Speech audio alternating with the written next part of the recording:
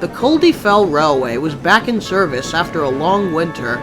The engines were very pleased to finally get their wheels rolling again. But one morning, when Patrick arrived with his first train at the summit, there was a commotion. The station chef was angry. "Someone came in last night and munched on all the food! The kitchen is a mess!" Let me guess, you left the door open again. Well, you see, but it was not my fault. I was in a hurry last night. Always makes excuses. Regardless, that still doesn't give the right for someone to come in after hours and steal food and make a mess of the place. Wait, look! I don't think it was someone. I think it was an animal. And by the look at those footprints, perhaps a sheep. Oh no, that ain't no sheep. I recognize those tracks very well. Those are the footprints of a goat. And not just any goat, but the one we call Tick. Oh, him? I've heard of that creature. Tick? Why Tick? Does he have Tourette's? No, silly. He's called Tick because once he finds a nice spot, he remains there and refuses to leave, infesting like a tick. And that nice spot is unfortunately sometimes on the rails. It wasn't long before Patrick met this infamous animal.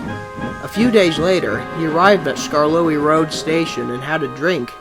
As he gulped down the water, he saw something that caught his eye.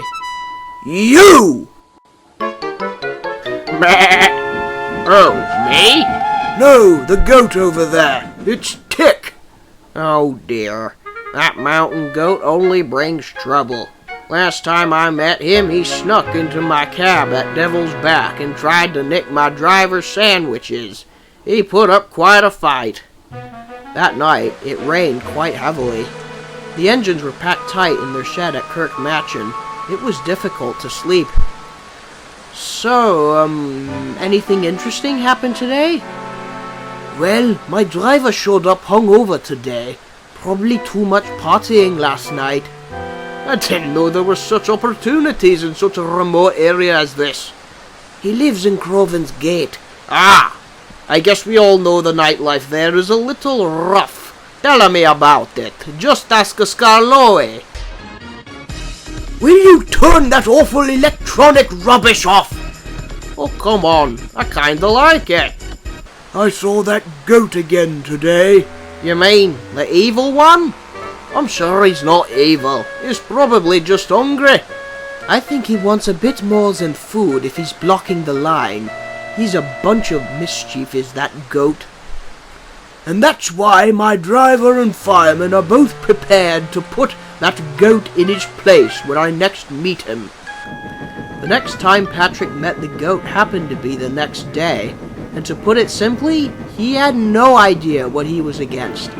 Since Niles was having routine maintenance, Patrick was the one to take Jane the truck to the summit first thing the next morning. It was soaked from all the heavy rain the night before. Oh, I do hate wetness. It just feels cold and miserable. I hate having to go up this early. The journey went as normal until they reached Devil's Back. What's that?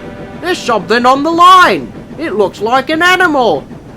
Oh dear, I know exactly what it is. The driver stopped the train, and standing in front of them was a goat.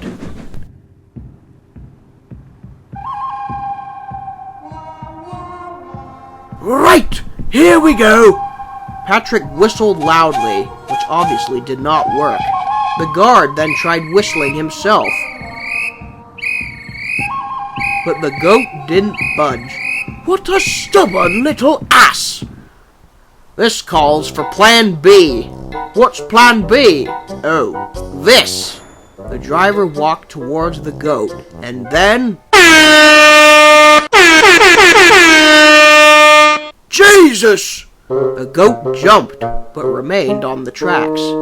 That does it. I'll move him myself. The driver got ready to chase after the goat. Look out! Oh! You motherfucker! Get on board. We're gonna have to ram this devil.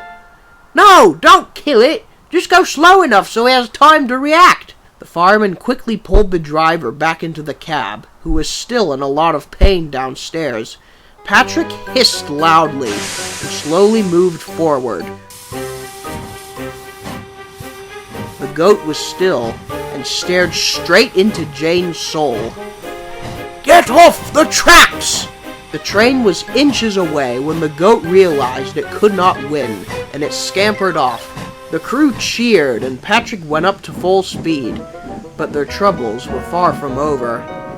They were about halfway up Devil's Back when the guard noticed something. Hang on a sec, There's something on the line! It's a small rockfall! We'll stop right by so we can inspect. They were almost there when Jane suddenly derailed. Oh dear! Patrick stopped just in time. Had he gone further, he would have been at the bottom of the mountain in an instant.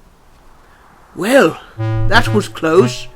A stone must have lodged in the rack rail. We'll have to get help. Meh. Everyone stared at Tick. You know what? I think he was trying to warn us. That's why he didn't let us through. Funny you mentioned that, because last time I met him, he was blocking Ernest. When we managed to get rid of him, we discovered there was a tree fallen on the line. Coldy came up and helped pull Jane back onto the rails. Patrick told him what he had discovered about the goat. You know, you're absolutely right. When I got stuck with him, it was the day of that mini landslide near Skarloey Road. 2 times is a coincidence, but 3? I think this goat is trying to protect us. I think we owe you an apology then, Tick. Meh. Well, not from me. You nearly busted my equipment. You know, Tick isn't a very nice name. I think I may have found another name for this creature. The driver was soon able to forgive the goat. The animal is no longer called Tick. He was renamed Buster by the engines.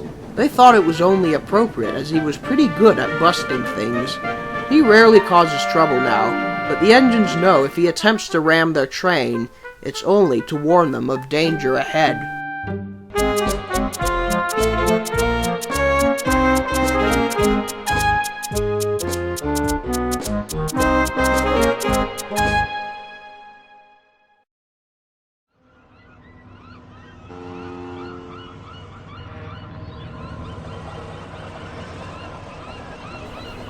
All right, you two. We've docked. You are home now.